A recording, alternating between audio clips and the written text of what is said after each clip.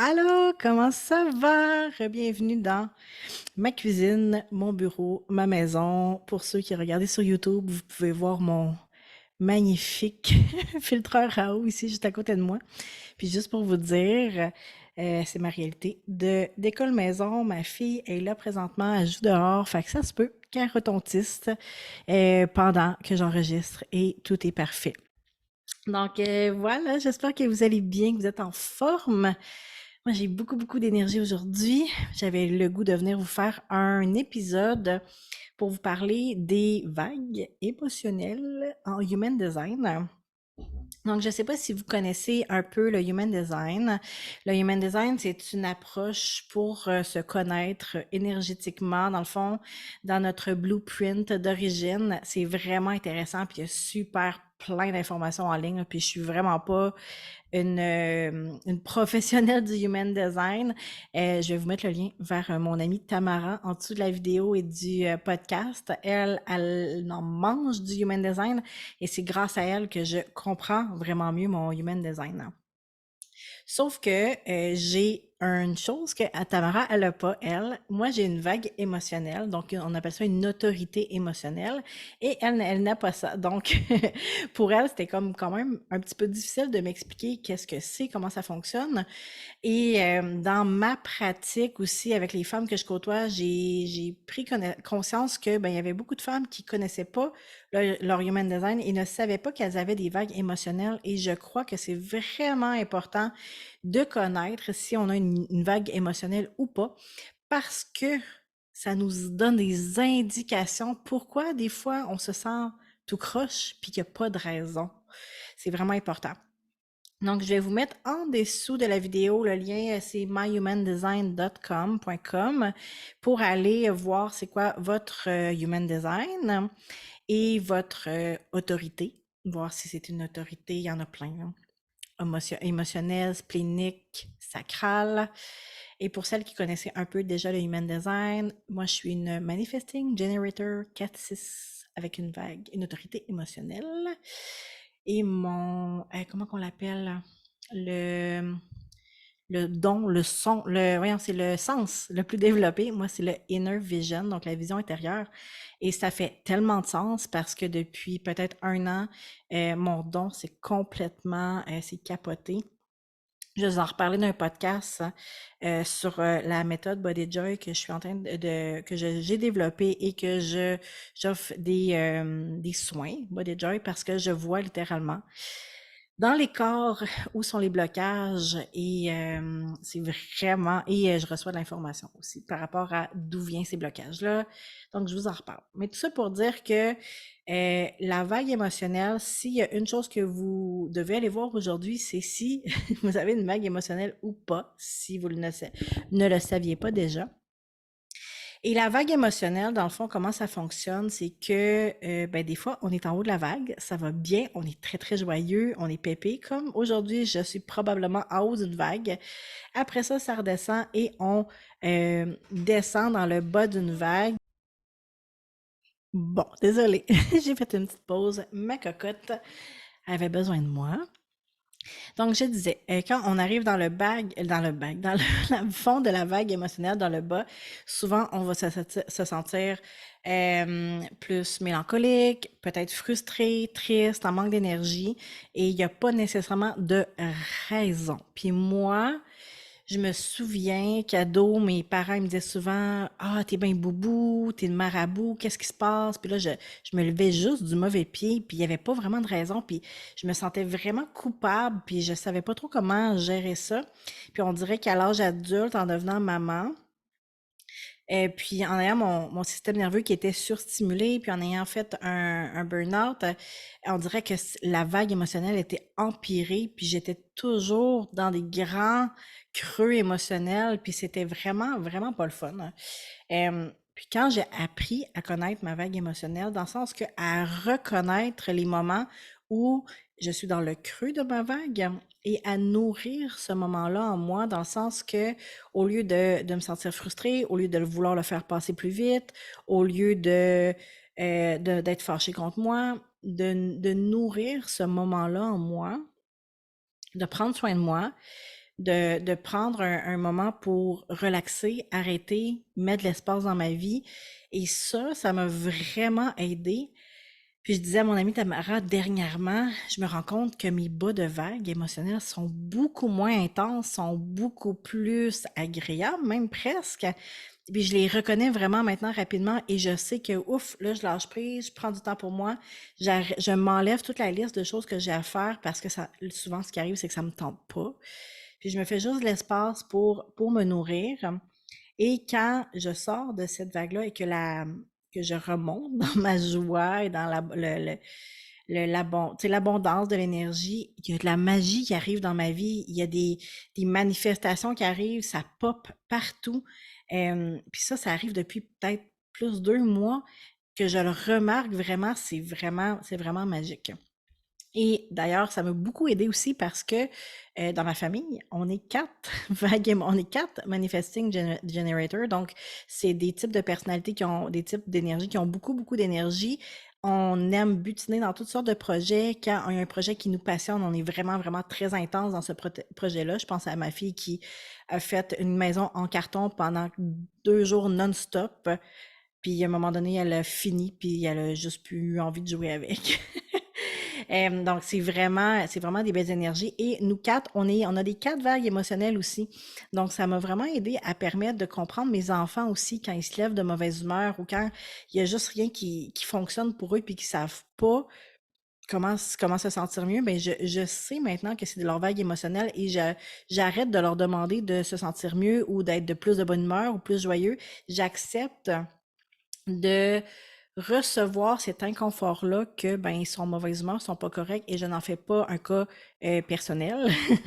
Et ce que ça me permet, c'est que ça permet aux enfants justement de passer ce moment-là de façon plus agréable parce qu'ils sentent pas que ça dérange. Donc, au lieu de dire, ah là, arrête de babouner, tu devrais être plus de bonne humeur, c'est quoi ton problème, tu es toujours de mauvaise humeur, des choses que j'ai quand même entendu souvent dans mon enfance. Puis, tu sais, c'est pas que mes parents étaient méchants nécessairement, mais c'est qu'ils savaient pas comment gérer ça, puis ils comprenaient pas nécessairement pourquoi. Donc, en tant qu'adulte, maintenant, ben moi, je me comprends mieux et je comprends mieux mes enfants. C'est vraiment un outil extraordinaire. Et comme je vous disais, ça nous permet aussi de lâcher prise quand on est dans ces moments-là de bas de vague et de trouver notre propre protocole de cocooning, de se faire du bien, c'est puissant. Au début, j'étais tout le temps fâchée d'être dans mon bas de vague parce que ça me gossait, je trouvais ça donc bien tannant. Mais maintenant, je me rends compte que dans les bas de vague, c'est souvent ces moments-là où je vais aller faire du ménage émotionnel, où il y a des choses qui vont remonter à ma conscience, je vais faire de l'écriture, des fois je vais pleurer, où il va y avoir des moments où je vais vraiment venir me recentrer pour juste aller faire le ménage dans mon corps. Puis ce que je me rends compte, c'est ce qui n'a pas été libéré dans le fond dans les derniers jours, mais ça va remonter là, puis ça va se libérer si j'en prends conscience et si je soutiens mon corps avec ça. Et cette libération-là va créer de l'espace et c'est là que ça va créer de la magie et de la manifestation et du bonheur et encore plus d'énergie pour mes projets par la suite.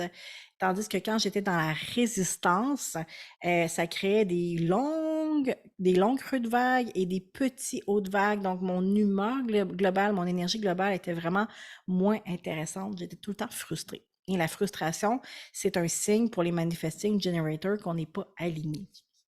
Donc, d'apprendre à connaître sa vague émotionnelle, de lui dire bonjour, tu sais, de l'accueillir, c'est vraiment, vraiment, vraiment puissant. Et aussi, d'apprendre justement, comme je disais tantôt, c'est une autorité émotionnelle. Ça veut dire que notre vague émotionnelle va nous aider à prendre nos décisions. Et les autorités émotionnelles, ce ne sont pas des personnes qui sont capables de prendre des décisions rapidement, dans le sens que les gens qui ont l'autorité sacrale peuvent faire une décision comme ouf, oui, ah oui, je le sais, ça m'excite.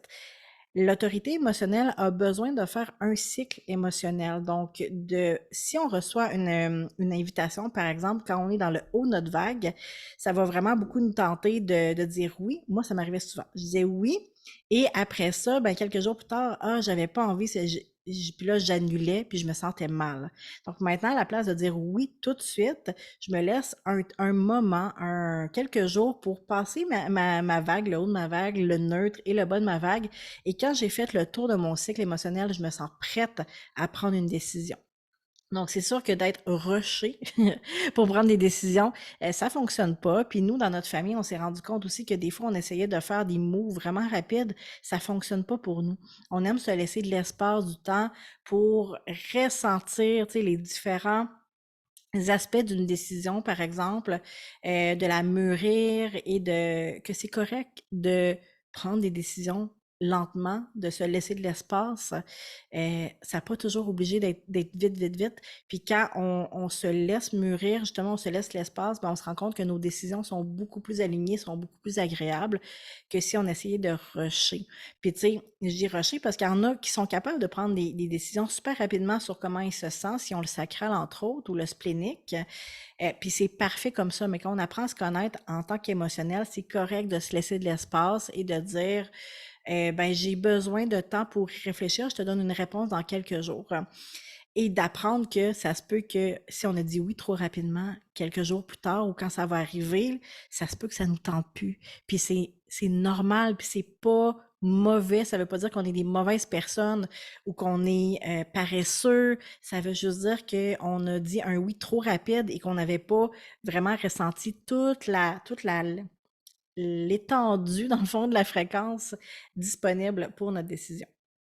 Donc, c'est le mini-zode que je voulais vous faire sur la vague émotionnelle, parce que pour moi, les émotions, ça fait partie de ma vie. Je suis une personne qui est vraiment très, très deep dans ses émotions. Si vous connaissez un petit peu l'astro, j'ai ma lune en scorpion, donc c'est vraiment, j'ai un monde émotionnel extrêmement grand. J'avais beaucoup dans les émotions et en plus avec ma vague émotionnelle, c'est un domaine qui me fascine et depuis des années, j'essaie de comprendre, je comprends et je joue dans ces libérations-là, dans ces émotions-là. Ce sont des guides, les émotions, ce sont des puissants guides et on veut aussi, bon, ça sera peut-être un autre épisode par rapport à la libération émotionnelle et les traumas parce que ça a rapport un petit peu avec Body Joy aussi, que je voulais vous parler, mais euh, c'est ça, c'est ce monde émotionnel-là, c'est tellement fascinant pour moi, donc j'adore vous en parler et j'espère que ça vous a donné des petites pistes par rapport à comment vous êtes, comment vous vous sentez et ben, venez me dire si vous avez une vague émotionnelle, puis si ça change quelque chose de savoir que vous avez cette vague-là. Et d'ailleurs, un dernier petite information par rapport à la vague émotionnelle. Euh, Dépendamment de votre énergie, on va dire, si vous êtes un manifesting generator, par exemple, ou un generator, quand vous allez atteindre le bas de votre vague, ça va être la frustration souvent qui va remonter. On appelle ça le non-self-team, le thème du non-soi. Et quand on va dans le haut de la vague, c'est la satisfaction. Donc, quand on se sent satisfait. Donc, si une journée, on se sent frustré pour rien, et qu'on est un manifesting generator, c'est une bonne piste qu'on est dans le bas de notre vague. Pour les autres, je m'en souviens pas par cœur, mais si vous allez faire votre design sur myhumandesign.com, vous allez trouver, dans le fond, c'est ce qu'on appelle le non-self-team et le self-team. Donc, le thème de soi, le thème du non-soi, on va dire, comme c'est vraiment une mauvaise traduction, hein. Mais le thème du soi, ça va être justement comme quand on est aligné, quand on se sent bien, et quand c'est le thème du non-soi, ben c'est ce qu'on peut ressentir dans le bas de notre vague. Et ça, c'est un bon indice pour arriver à reconnaître ces vagues-là, parce que souvent, quand on entend parler de ces informations-là, on est comme, je ne sais pas, c'est quoi ma vague, c'est quand ça arrive.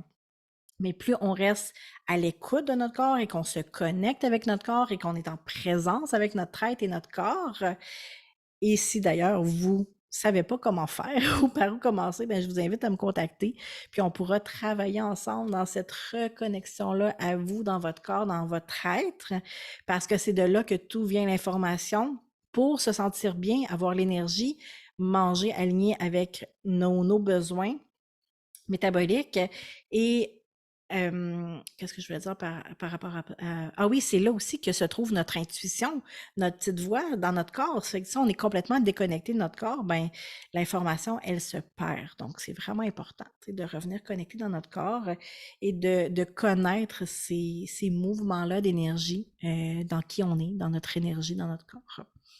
Donc voilà, ça m'a fait vraiment plaisir de vous retrouver aujourd'hui. Venez me voir si vous voulez continuer la conversation sur Instagram, sur Facebook. Je vous invite aussi à télécharger mon nouveau document, je vais le dire comme ça, mon nouveau e-book Pharmacie naturelle. Et vous allez pouvoir recevoir aussi tous les épisodes qui ont lieu avec les élémentaux. Donc, je vais avoir un épisode sur l'eau, un épisode sur l'air, un épisode sur le soleil, la lumière, un épisode sur la terre et un épisode sur le feu, probablement. Ouais.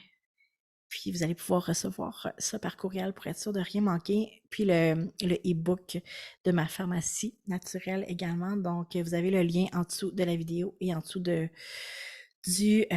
les notes de podcast. Je vous invite à partager si vous avez aimé. Venez laisser un commentaire sur iTunes ou en dessous dans la vidéo YouTube. Puis je vous remercie, puis on se dit à la prochaine. Bye!